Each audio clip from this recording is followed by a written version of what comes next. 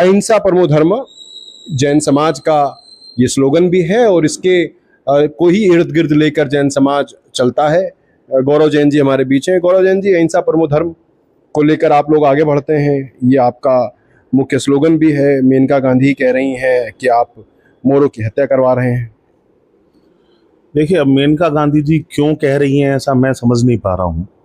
क्या उनकी इस समय मानसिक स्थिति है और किस वजह से कहाँ से उनके मनों में विचार आ रहा है।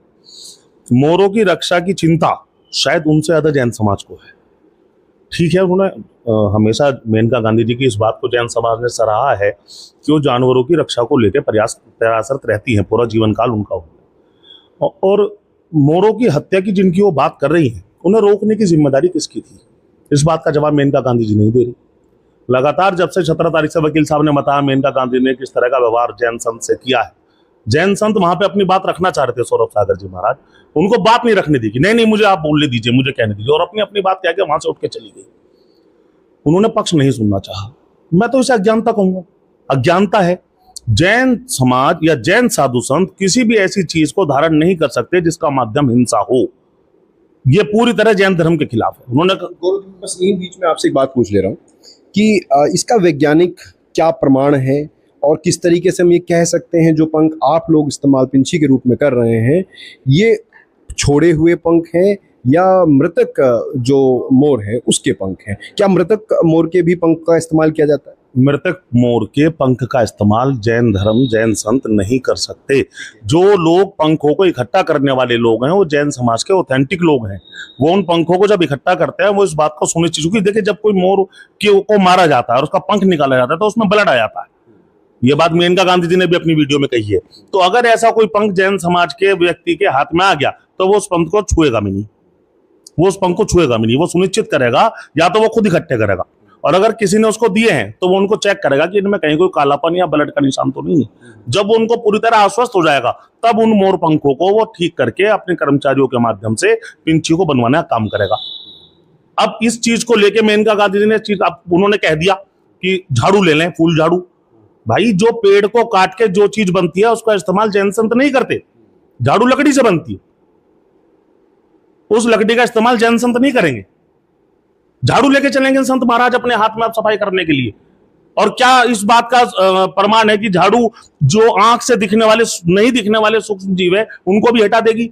मोर पंख एक ऐसी चीज है जो पुरातन सांस्कृतिक चीज है। पुरातन समय से साधु संतों ने, खाली जैन संतों ने नहीं, समस्त जो भी साधु संत किसी भी प्रथा के रहे हैं, किसी भी धर्म के रहे हैं, उन सभी ने प्रयोग किया है। और वो इस चीज को जानते हैं कि ये कोमल है, इससे जीव को नुकसान भी नहीं होगा और वो हट जाएगा, आप आराम से बैठ सकते हैं। क्या जैन समाज को टारगेट तो नहीं किया जा रहा है? क्योंकि पिछले 2-3 वर्षों में मैं लगातार दिख चुका हूं, एक तीर्थ स्थल पे भी जैन समाज काफी आक्रोशित हुआ था। उसको लेकर भी जैन समाज ने काफी अपने अंदर उबाल पैदा किया था और जन आक्रोश आया था कि अगर उस तीर्थ स्थल को आप इस तरह का बना देंगे तो हम यहाँ यह उचित नहीं होगा जैन समाज के लिए। क्या ऐसा तो नहीं कि ये टारगेटेड है जैन समाज इस वक्त? नहीं रोहन जी, आपकी बात बिल्कुल ठीक है, जैन समाज टारगेटेड है। जब ये मोर पंख वाला प्रकरण सामने आया तो सकल जैन समाज की मीटिंग इसी स्थान पर यहाँ पर हुई थी 25 तारीख में शाम को, जहाँ पे जैन समाज ने अपना दुखड़ा रोने का काम किया था और ये समझाने का प्रयास किया था कि मेनका जी आप इस बात की जानकारी हासिल करो। आपने सीधा टारगेट कर दिया, पहले आप सही ज्ञान लो और जैन संतों से इस बात के लिए, जैन समाज से आप माफी मांगो, क्योंकि आपकी कही गई बातें ने जैन समाज को दिलों पर आघात किया है। आपने सीधा सीधा जैन धर्म पे हमला किया है, जिसमें एक आंदोलन की घोषणा भी हुई थी। आज वही दिन है 30 तारीख का, सोशल मीडिया में फिर 7 तारीख को ज्ञापन देना कार्यक्रम तमाम देश का सकल जैन समाज अपने अपने क्षेत्र में देना कार्यक्रम करेगा। मुजफ्फरनगर में भी हम लोग देंगे। तो जब वो बैठक हुई उसके बाद एक काउंटर वीडियो मेनका गांधी जी की आई, जिसमें उन्होंने कहा कि मैं खुद को जैन मानती हूँ। देखिए उसमें वीडियो में कितने गंदे प्रमाण, और हाँ, एक ईमेल का जवाब उन्होंने दिया जिसमें उन्होंने अपना पक्ष रखा और पक्ष रखते हुए उन्होंने कहा कि जैन संत अगर अब भी पिंची रखना चाहते हैं तो ये उनका लालच है, ये उनकी हवस है। ये इस तरह के शब्द मेनका गांधी की डिक्शनरी में कहां से है जैन संतों के लिए? क्या आप सीधा सीधा धर्म पे हमला नहीं कर रही? और फिर वीडियो जारी करके कहती है कि मैं तो खुद को जैन मानती हूं। जब गिरनार तीर्थ पर, जैन तीर्थ गिरनार पर कब्जा करते हैं कुछ असामाजिक तत्व, तब आपके मुंह में दही जम जाती है। जब मैं सम्मेद शिखर जी को पर्यटक बनाने की साजिश रचती गई तब आपके मुंह में दही जम गई। जब पालिताना पे, शत्रुंजय पे हमला हुआ तब आपके मुंह में दही जम गई। जब जैन संतों पे हमले हुए सीधे सीधे गिरनार पे, आपके मुंह में दही जम गई। गुजरात, राजस्थान और क्षेत्रों में लगातार लगभग हर दूसरे चौथे दिन जैन संतों के ऊपर वाहन चढ़ाकर हत्या की साजिश सामने आती है, आपके मुंह में दही जम जाती है। लगातार जैन धर्म पे होने वाले हमलों पर आपके मुंह में दही जम जाती है, और आज आपके पता नहीं कौन सा भूत अचानक से सवार हो गया, आप सीधा जाके जैन संतों का अपमान करने लगी, कभी सीधा जाके, कभी ईमेल से, कभी वीडियो बना के। तो सीधी सी बात है, जैन धर्म को टारगेट किया जा रहा है। मेनका गांधी जी, सद्बुद्धि प्राप्त करो, जैन संतों की शरण में जाओ, माफी मांगो। जैन समाज आज आपके द्वारा किए गए दुर्व्यवहार के लिए आंदोलनरत है, और यह आंदोलन 7 तारीख के ज्ञापन तक तो है ही है, लेकिन अगर आपने माफी नहीं मांगी, जैन समाज पीछे नहीं हटेगा। अगर आपका घेराव करके भी आपसे निवेदन करना पड़ा माफी का, तो घेराव करने से भी पीछे नहीं हटेगा। सद्बुद्धि लो, ज्ञान हासिल करो। अगर मेनका जी माफी मांग लेती हैं तो किस तरीके से देखते हैं, किस तरह से माफी मंगवाना चाह रहे हैं? देखिए, माफी मांगने से ज्यादा जरूरी है कि उनको इस बात का सद्ज्ञान हो, सही बात उन्हें पता लगे, वो इस बात को जाने कि पिंछी क्या है, क्यों साधु संत उसको अपने पास रखते हैं और कैसे वो बनाई जाती है, सारी प्रक्रिया को वो जान ले, देख ले। जब उन्हें ज्ञान और उन्हें लगे कि हाँ वाकई में मैंने कुछ गलत कर दिया, तो फिर वो इसके लिए माफी मांगे, तो वो ज्यादा उपयोगी होगी। और हम लोग तो क्षमा को पर्व के तौर पे मनाते हैं, हमें तो क्षमा सदैव स्वीकार है, हमारे लिए तो त्योहार का दिन होता है क्षमावाणी। लेकिन सही चीज ये है कि उनको ज्ञान हो, साधु संतों की शरण में जाएं, वहां से उनसे पूरी जानकारी हासिल करें, और जानकारी हासिल करने के बाद स्वयं जाने कि उन्होंने क्या गलती की है। दूसरी चीज, आप एक बात वकील साहब से जानना चाह रहे थे, अभी जब मेनका गांधी जी का वीडियो आया तो उसके काउंटर मैंने एक वीडियो जारी अपनी तरफ से भी किया था, और समाज का धर्म का पक्ष रखने की कोशिश की थी। वहां मैंने एक सीधा रास्ता सुझाया था कि आप एक विभाग बना दें, कलेक्शन भी मोर पंखों का वही करेगा और उनका विक्रय भी वही विभाग करेगा। उससे 2-3 फायदे होंगे। पहले तो मोरों की जान बचने के सुनिश्चित होगा कि हाँ मोरों की जान बच रही है, प्रशासन को आसानी होगी मोरों की सुरक्षा करने में। दूसरी चीज ये सुनिश्चित हो जाएगा कि जो मोर पंख प्रयोग किए जा रहे हैं मार्केट के अंदर, वो मोर के द्वारा छोड़े गए पंख हैं। तीसरी चीज, एक चीज मैं आपको बताना चाहूंगा, अगर मैं गलत नहीं हूं, बड़े लोग बैठे, श्री कृष्ण का मुकुट हमने देखा है, और उसमें भी हमने शायद मोर पंख कहीं ना कहीं उसमें दिखाई देता है। अब अपनी बात आप आगे बढ़ा सकते हैं। मैंने इसलिए कहा क्योंकि जहाँ तक धार्मिकता की बात आती है, जहाँ तक ईश्वर की बात आती है, तो श्री कृष्ण को हम लोग इस तरीके से मानते हैं, और उनके भी मुकुट में था मोर।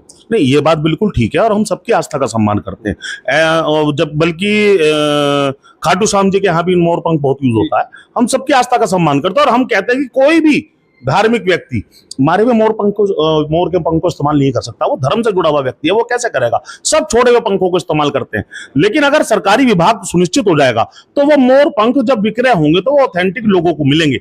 जो संस्था डिसाइड की जाए, या जो कार्य प्रणाली सरकार अपनाए, ऑथेंटिक व्यक्ति को, ऑथेंटिक संस्था को, ऑथेंटिक संस्थान को वो मोर पंख दिए जाए, वही उनको धार्मिक जरूरतों के हिसाब से उनका वितरण करें, तो ये सारा मसला हल हो जाएगा।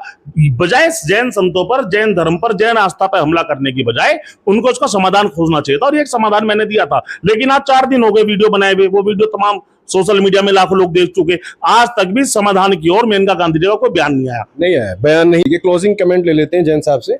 क्या सीधे संवाद के लिए तैयार रहेंगे मेनका गांधी के साथ? मैं सीधे संवाद के लिए मेनका जी को चुनौती देता हूं समाज की तरफ से। वो मंच चुन लें, स्थान चुन लें, हम लोग सीधा संवाद करने के लिए तैयार हैं। वो अगर हमें और हमारी आस्था को, हमारे संतों को गलत साबित करने में सफल साबित हुई, तो हम अपना आंदोलन लेके घर बैठ जाएंगे। लेकिन अगर वो गलत साबित हुई, तो ना अपनी कार्य प्रणाली में सुधार करना पड़ेगा, और अपने लिए माफी भी जैन संतों से मांगनी पड़ेगी। उनकी स्थिति, मानसिक स्थिति रोहन जी ऐसी हो गई है, मेरे तो बड़ी हास्यपस्ती स्थिति, मेरे समझ में नहीं आया कि मैं उसको रिएक्ट कैसे करूं। उन्होंने एक शब्द ये कहा कि मैं प्रवचन करती हूं जैनों के बीच में। प्रवचन किसे कहते हैं उन्हें पता ही नहीं। साधु संतों के मुंह से प्रकट होने वाली वो वाणी जो आम आदमी के जीवन में परिवर्तन लाने का काम करे, वो प्रवचन होता है। ये साधु संत है क्या? या इनके मुंह से ऐसी वाणियां फूटती है जो लोगों का जीवन परिवर्तित कर देती हूं? दूसरी चीज उन्होंने कही कि मोरों की हत्या करके उन्हें खाने वाले तो बहुत कम लोग हैं। ये कौन सी बात है?